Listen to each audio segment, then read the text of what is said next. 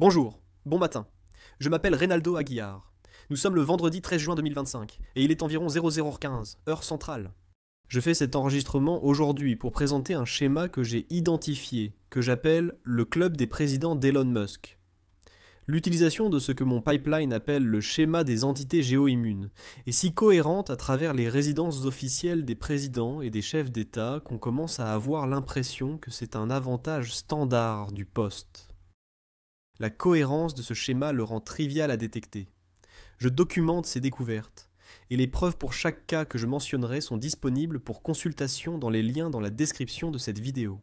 Commençons par un complexe présidentiel en Iran.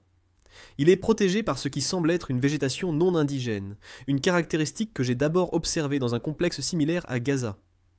Mais ce qui est le plus significatif, c'est que plusieurs des 20 scores paramilitaires les plus élevés au monde se trouvent à l'intérieur du périmètre de ce seul complexe.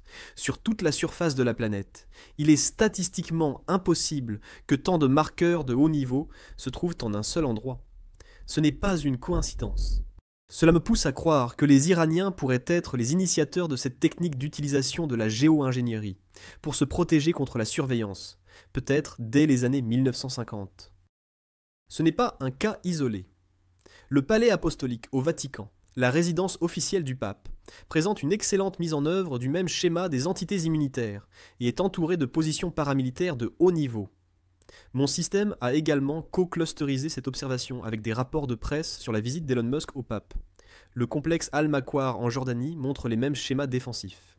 Dans certains cas, ils doivent manipuler les images satellites pour dissimuler ces caractéristiques.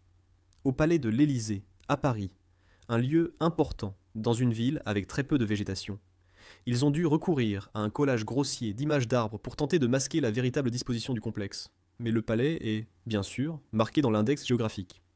Cette technique pourrait remonter à des décennies. Le Palacio da Alvorada, la résidence présidentielle au Brésil, a été construit dans les années 1950.